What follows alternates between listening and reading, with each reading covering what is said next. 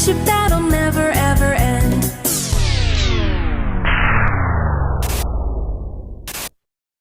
Run!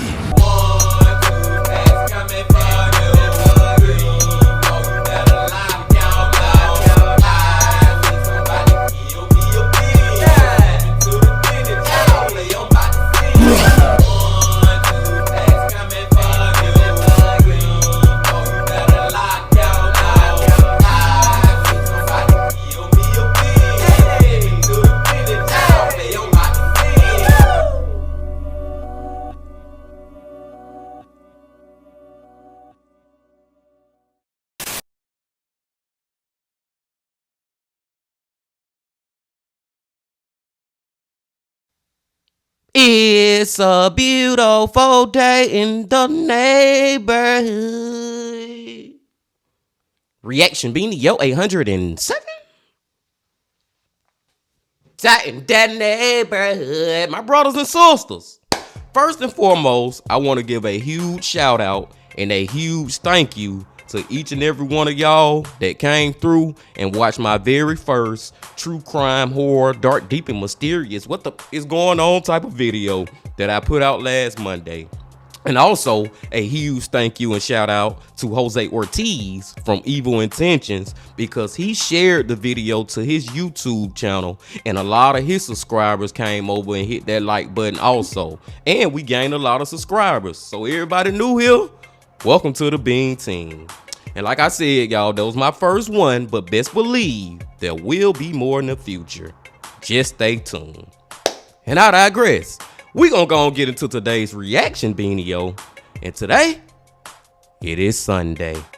So y'all know that we about to go back to the man. We about to go back to the myth. We about to go back to the legend. MrBallen. MrBallen Sundays, Bean Team. And the title of the video is They Discovered Pure Nightmare Fuel in the Wilderness. We have heard so many effed up stories from MrBallen about the freaking wilderness, Bean Team. And it seems like we got another one on our hands. And I'm ready to get into it. But before we get into it, y'all know what y'all got to do. Get whatever you may need. Get what you need, please. We are back to the man, the myth, the legend, MrBallen.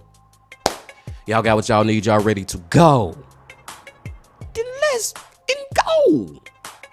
In today's episode, I'm going to tell you two stories. The first story you're going to hear is about this village in Africa where people keep turning up dead and nobody knows why until they do a stakeout. And the second and final story you'll hear is about this remote island in the Arctic region of northern Canada where these indigenous hunters make a truly disturbing discovery. But before we get into today's stories, if you're a fan of the strange, dark, and mysterious delivered in story format, then you've come to the right place, because that's all we do and we upload once a week. So if that's of interest to you, please offer to do the like button's grocery shopping, but don't tell them you've squirted an entire bottle of lime juice into their fresh milk. Also, please subscribe to our channel and turn on all notifications so you don't miss any of our weekly uploads. Okay, let's get into today's stories.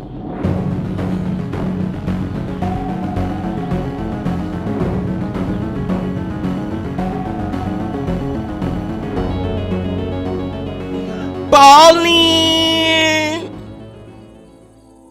In the middle of the night on March 7th, 2005, a 64-year-old man named John Mangine crouched in the bushes in his little village in Uganda. Several of John's friends and neighbors were also crouching in bushes nearby, and everyone was being totally silent, constantly scanning the area, looking for movement. But so far, nothing had happened, and everyone was totally exhausted and terrified. So John had been around for a long time. He had 9 kids, 31 grandkids, and he remembered a time that was not even that long ago when this village was a happy, bustling place where, families and kids could play in harmony and everyone felt safe. But that all changed 14 years earlier in 1991. Because starting in that year, people in this village started dying. Or more specifically, people in this village started getting killed by something, someone. They didn't know. It was like randomly people would just go missing and then turn up horribly mutilated and deceased, or people just vanished and were never seen again. Over the course And the crazy thing about this, y'all, is this has been 14 years. This been going on for a long time.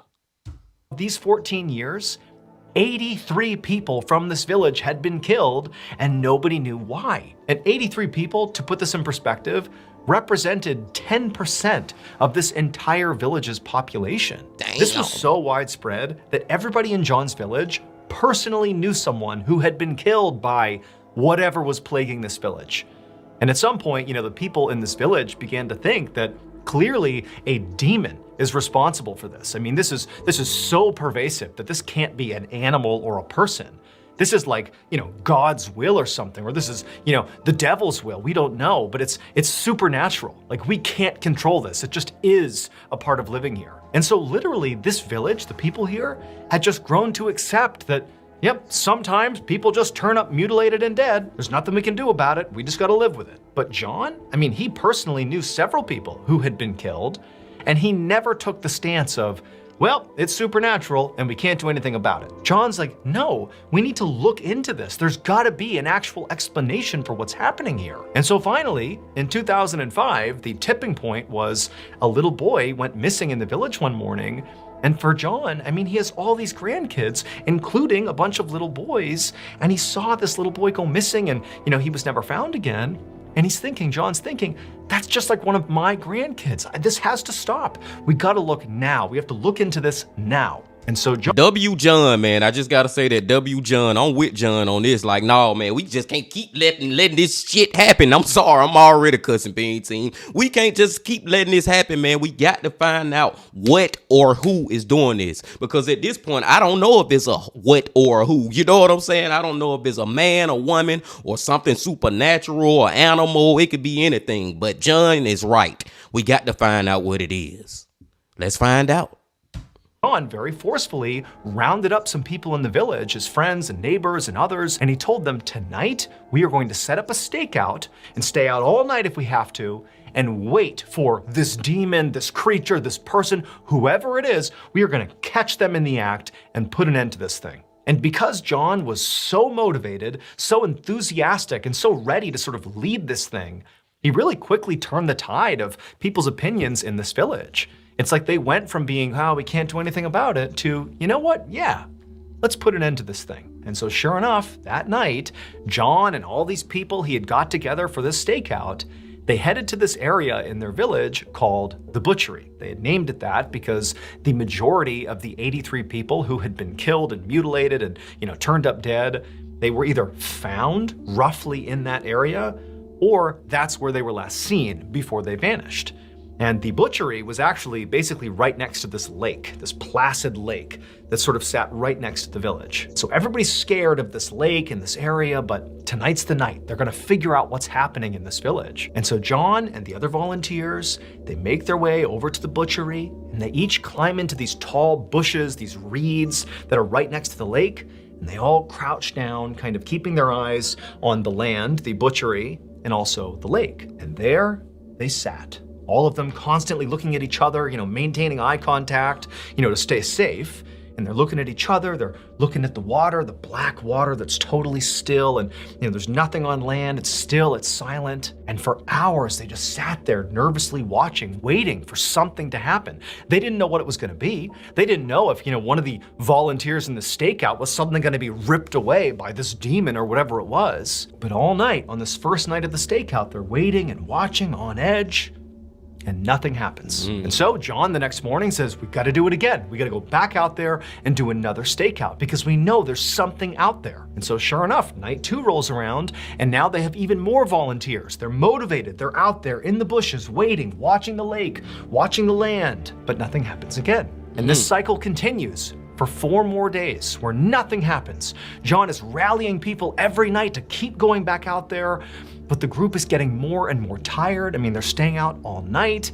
It's also sort of deflating to realize that, you know what, it looks like we don't have control over whatever's happening here. Like, we can't catch this thing. We don't even know what it is. And so after 6 days of this, where they have seen nothing, no one's been taken, no one's been killed, it's been totally quiet in the village, John rallies the people one more time. He goes, one more night, give me one more, I know we're gonna catch something. And so I gotta say W John again, man. Like, he is very persistent, and I'm right there with him. Hey, day 6, man, day 6. And you know what?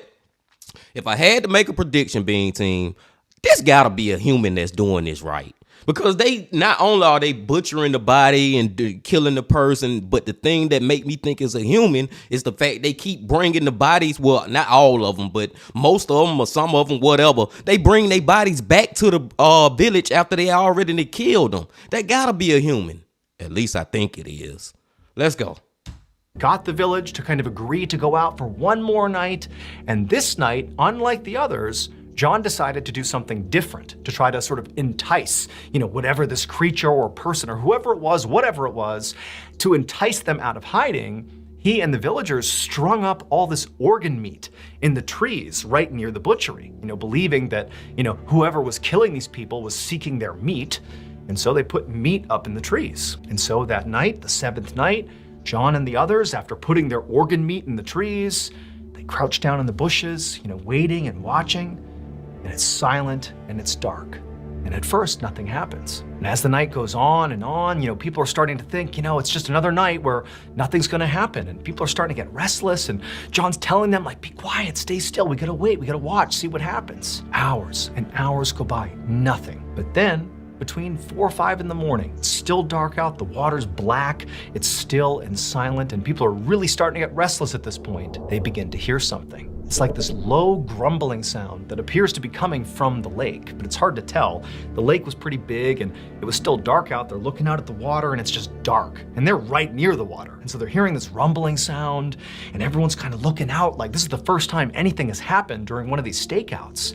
And John, he's telling them, stay down, stay quiet. And they're looking out at the water and it's still. But this rumbling, growling sound, it starts getting louder and louder and louder. It's so loud at a certain point that John, he can feel his body literally trembling from the sound. And as that begins to happen, even with the minimal light, they're looking out at the black water and they notice ripples on the surface of the water. Something's moving in the lake. And so everybody's looking. It gotta be an alligator now. And waiting, everyone's scared. John looks over at the other people who are in the other set of bushes right near him, and he can see their eyes are wide, they're terrified, but everyone's looking out at the water. And then eventually this massive, dark silhouette emerges from the lake, and this loud growl fills the air, and everyone's frozen, and then whatever it is charges towards John. But it doesn't go after John. This huge creature runs past John and bites down on the meat dangling from the trees. But the meat, they had placed hooks in the meat like a trap. And as soon as this thing bit onto the meat, it got snared in one of the traps and it couldn't move. And John, who had been waiting for this moment, even though he has no idea what's happened here, he knew he needed backup. And so he got up and sprinted into the village and began screaming for everyone to come out here and help us. And so 50 villagers came pouring out of their homes and they all descended on the tree with all the organ meat and this huge creature dangling and thrashing from the trap. And they suddenly realized that what had been plaguing their village was not a demon. It was instead the largest saltwater crocodile ever found in Uganda. This crocodile was 16 feet long, over 2,000 pounds. I mean, this thing is massive. And for 14 years, this crocodile had been sneaking into the village, grabbing people, and dragging them back to the lake. And nobody had seen it. Or more specifically, anyone who had seen this crocodile, this beast, did not live to tell the tale. Authorities were quickly called to the village, and they wouldn't allow the villagers to kill this crocodile as much as they wanted to. Instead, the crocodile was relocated. That's crazy that damn crocodile was doing that for 14 freaking years, Bean Team. And I was wrong because I was leaning towards like, man, this gotta be a human doing this. But no, come to find out, I was like, it's an alligator. Okay, at this point, it gotta be an alligator. And it's a crocodile, alligator, crocodile, tomato, same freaking thing. But man, that is crazy that it just did it for so freaking long and nobody ever knew. Crazy story, y'all. Crazy story, but it was good. It was good. Last year, we launched a brand new podcast. MrBallen commercial. Shout out to MrBallen. Shout out to the Bean Team, man. Let's go. Okay, back to the stories. Back to it.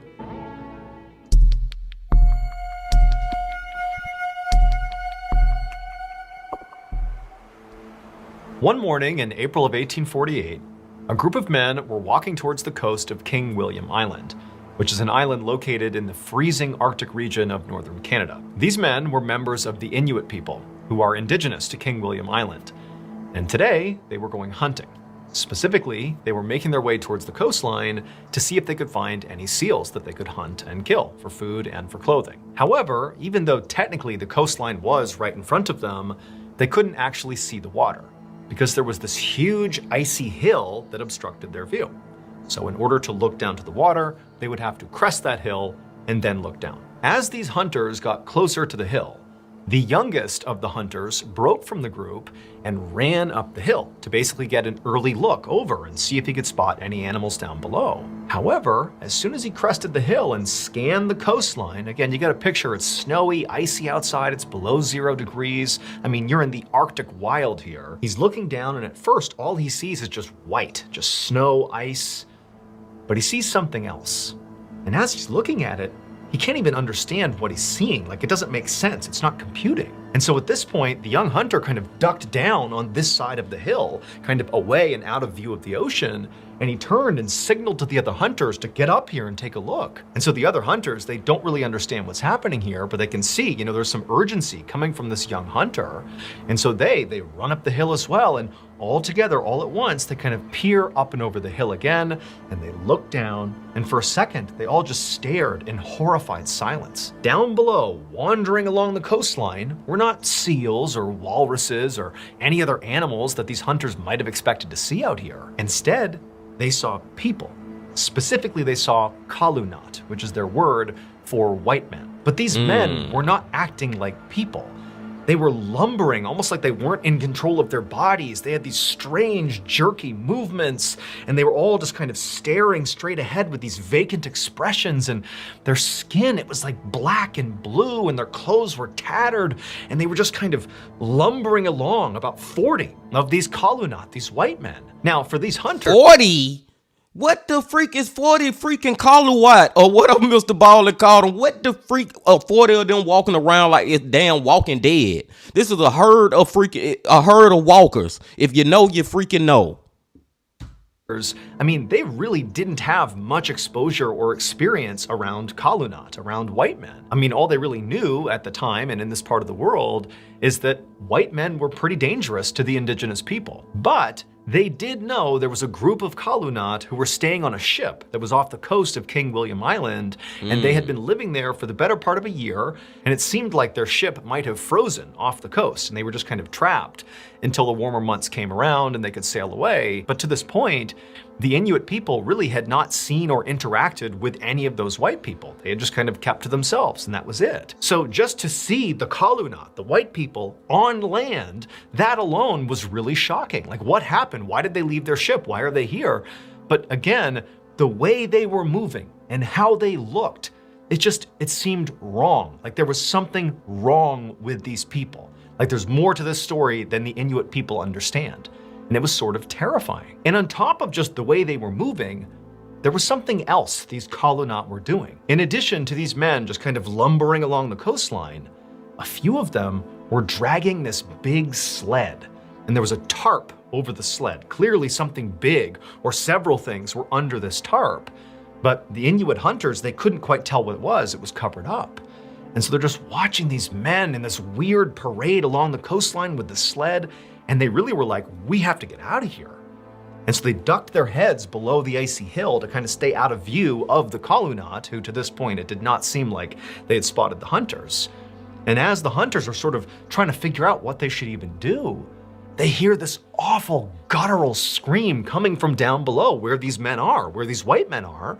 And instinctively, the hunters, they grab their spears and they poke their head up over the hill, almost thinking maybe they've spotted us, maybe they're gonna attack us. But no, when they look down below, many of the Kalunat were still just kind of lumbering along, but one of them had stopped, and he was kind of retching around like there was something wrong with him, and he continued to scream out, and then he just crumpled to the ground. But the other white men, it was like they didn't even react to it, except for the men pulling the sled. They pulled the sled right up alongside this man who had just fallen to the ground after screaming, and they just sort of nonchalantly pulled back the tarp, revealing all sorts of bodies on the sled. They picked the guy who had just fallen, and they threw him onto the pile, they covered him back up with the tarp, and then, like nothing had happened, the men kept on pulling the sled, and this totally creepy procession continued down the coast. At this Boy, these people just falling off in this freaking cold ass wilderness, I should say, being seen, the Kalunat.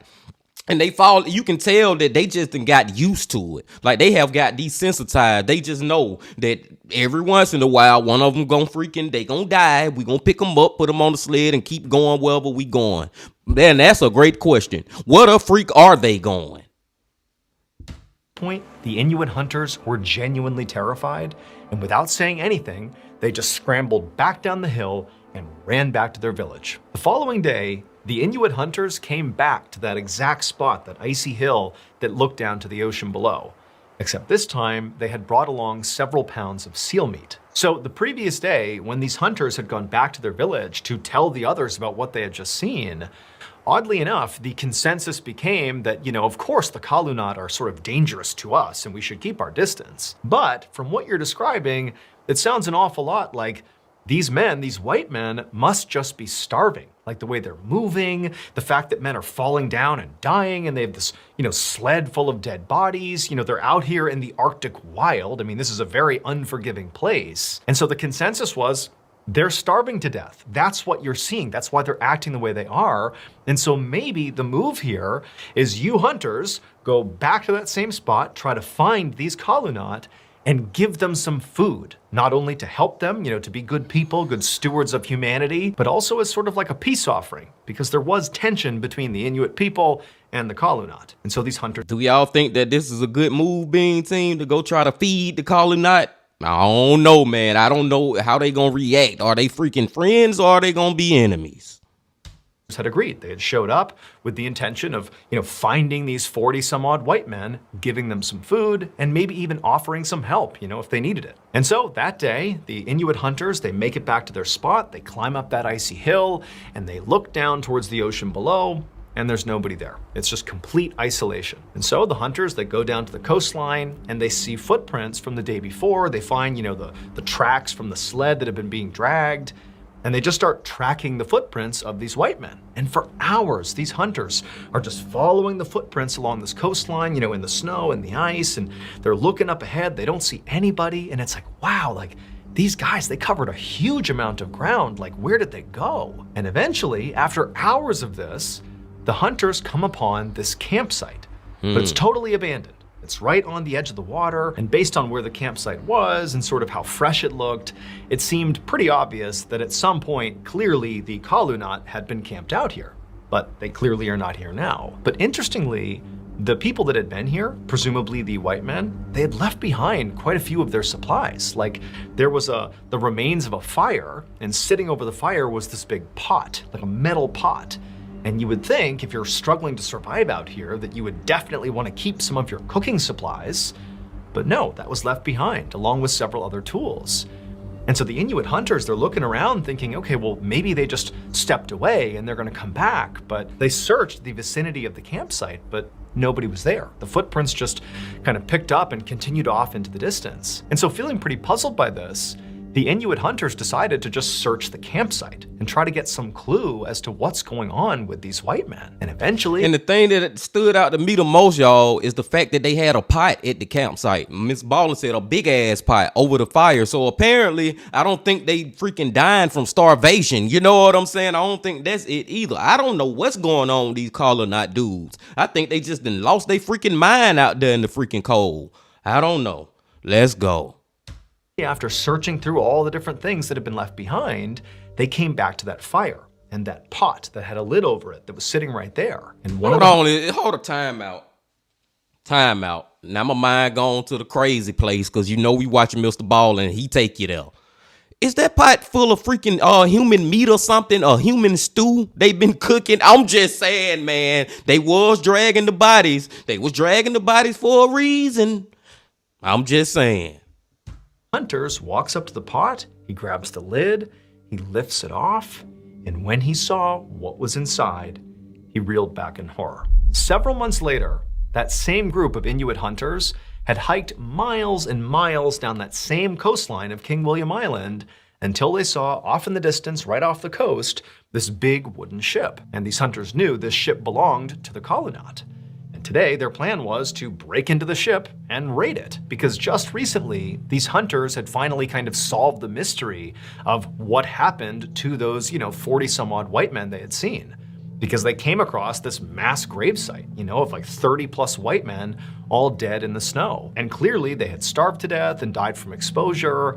And so it just sort of seemed like this unfortunate thing that these guys had hiked and hiked and hiked and just kind of fell down and died. But now that the Inuit hunters knew that all these white men were dead, they're like, well, there's a ship sitting right out there that, no one's gonna claim, so why don't we take whatever's inside of it? And so the Inuit hunters walked out onto the ocean, which was completely frozen. So the ship, it's off the coast, but it's basically a pathway of ice right up to the ship. And so the hunters, they walked on this ice all the way out to the ship. And when they got there, unsurprisingly, it was totally vacant. It's silent, it's still, clearly there's nobody in this ship. Now, as the Inuit hunters climbed the side of the ship and got ready to go inside, they all had set their expectations to be like, okay, clearly the men who had inhabited this ship at one point, the white men, the colonat, they obviously abandoned the ship and, tried their luck on land unsuccessfully. So clearly something must have happened out here.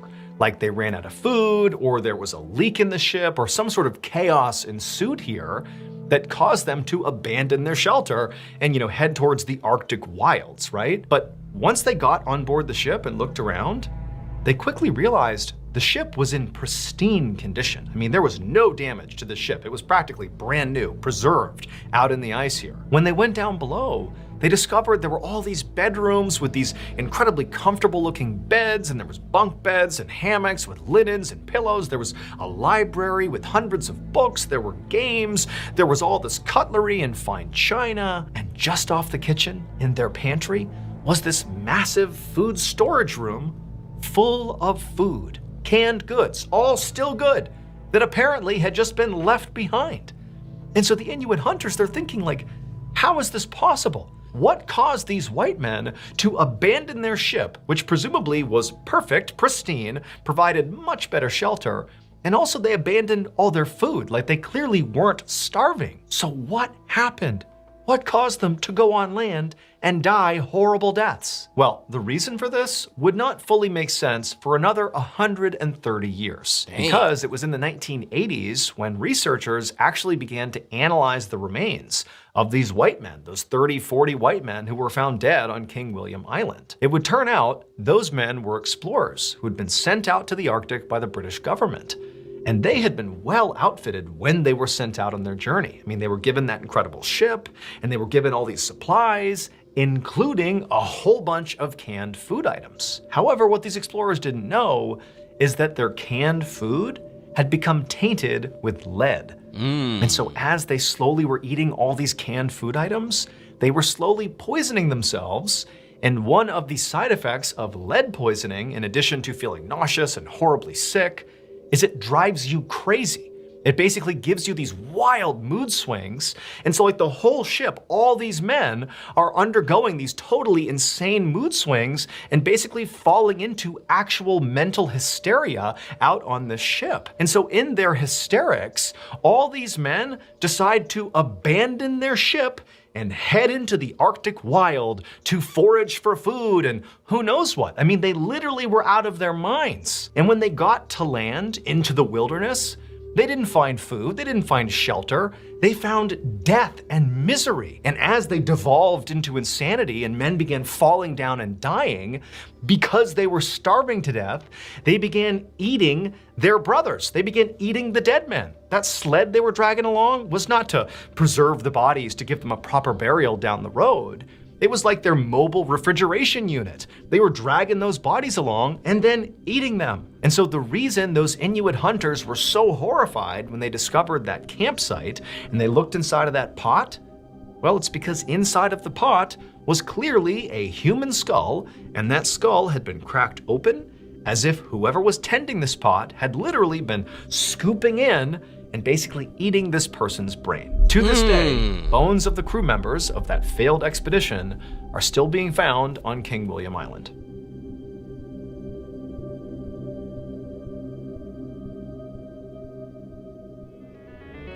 Thank you. Yeah, Bean Team, in a way I call this when I said, man, they just done lost their damn mind. I don't know why. I didn't know why, but I was like, these dudes just seem like they done lost their freaking mind. And that's what the freak happened. Lead poisoning. I know about lead poisoning, but I didn't know it could cause you to do that. You know what I'm saying? I didn't know that it can cause you to literally go freaking insane. And we all seen the writing on the wall, what was inside that freaking pot. We was like, man, like, dude, they gotta be eating each other. Like, that's the only reason that they dragging this freaking these bodies on this sled. Oh my God. And it's also crazy that it took, I can't remember what MrBallen said, 130 something years for the mystery to finally be figured out. Man, oh man, oh man, where do MrBallen get these stories from, Bean Team? I don't know, but I always enjoy watching them with y'all. And I digress. I'm gonna let y'all go now. I appreciate y'all coming on back as always. And before you leave, just please hit that like button, comment, subscribe, and do all that if you ain't did that yet. And remember this: love, peace, and happiness. Stay safe. Don't stop. Keep going. Yeah. If you're feeling lonely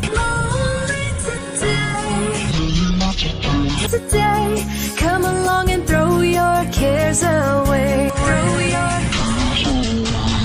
really glad that you're our friend, and this is a friendship that'll never ever end.